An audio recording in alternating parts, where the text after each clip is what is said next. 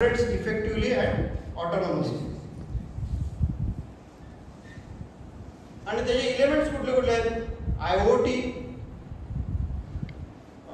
Medicine, biometrics, technological process, meteorology, environmental parameters, and Internet of Things is the thing that I mentioned.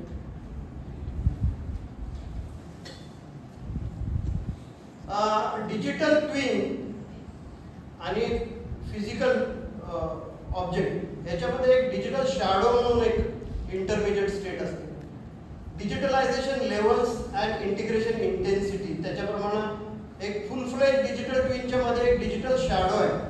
He shadow काय आहे तर reflects the current state of the physical system, providing real time data for monitoring. आणि digital model काय आहे तर a digital representation of the physical objects. A digital representation of a physical object mainly use to understand and analyse the data. तर digital model म्हणजे काय? What do you call a digital model? Digital model कशाला म्हणणार तर एखाद्या सिस्टीमचे equation म्हणजे digital model. Mathematical model म्हणजे डिजिटल मॉडेल, राईट. शॅडो म्हणजे काय की आत्ताचे करंट पॅरामीटर जे सिस्टीमचे आहेत ते आत्ता माहीत असणे म्हणजे शॅडो. म्हणजे आपण आरशात आत्ता स्वतःला बघितलं तर आत्ता जे आपलं प्रतिबिंब आहे that is the current image. But with time this images keep changing, कारण म्हणजे पॅरामीटर बदलत राहतात. आणि डिजिटल ट्विन हे कंटिन्युअसली ते पॅरामीटर ट्रॅक करून त्याचं एक मेंटेन करतो ट्रॅक, आणि त्या बेसिसवर तो प्रेडिक्ट वगैरे करू शकतो की what is happening to the system.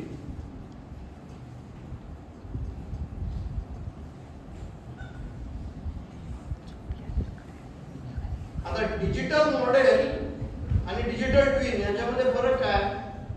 हे स्टॅटिक डिजिटल मॉडेल काय? Static one time snapshot offering a single state view used for accurate physical to digital representation. So digital model म्हणजे स्नॅपशॉट झाला, पण डिजिटल ट्विन म्हणजे काय? Dynamic time aware system which is continuously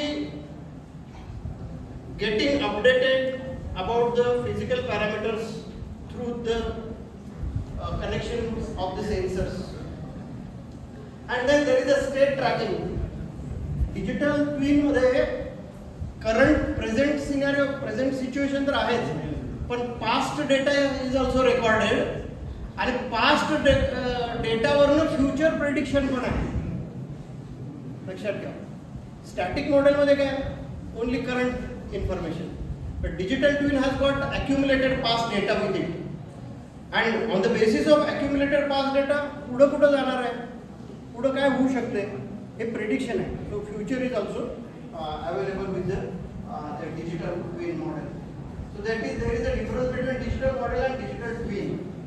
so because the state can be tracked, past states enable traceability of the events, present state supports the real time monitoring and control and diagnostics, and future state allows predictive and prescriptive insights.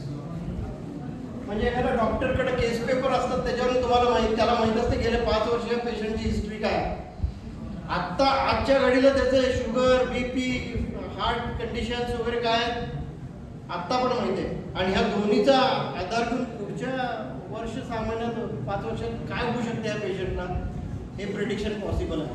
That is what digital twin does. And the core values. Digital twins create feedback loop between physical and digital, empowering decision making through assets life cycle.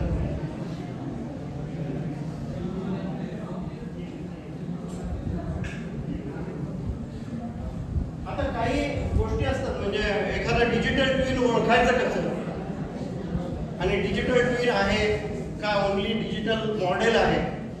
तर इथं तुम्हाला काही metaphor आहे. Metaphor म्हणजे काय की काही criteria आहे की एखादी गोष्ट डिजिटल ट्विन आहे का नाही काय कुठल्या बेसिसवर मी ठरवणार.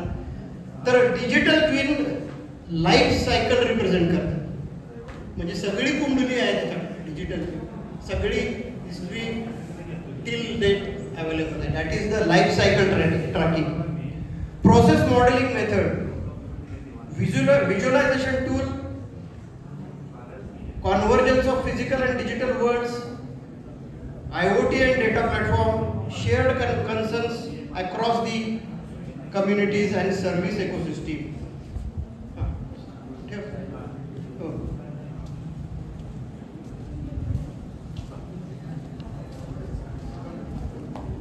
नंबर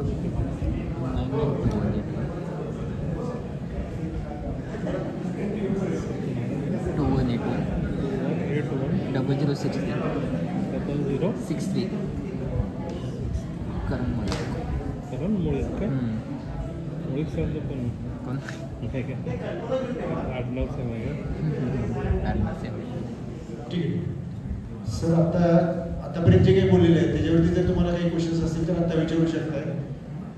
आणि जर सर एक्सप्लेन करत असताना जर काही शंका असेल त्यावेळेस हात वर केला तरी पण तुम्ही शंका विचारू शकता, काही प्रॉब्लेम नाही आहे.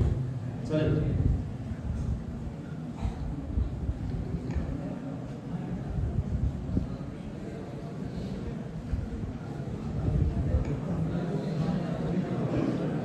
अरे चालू कधी केला मी आता स्टॉप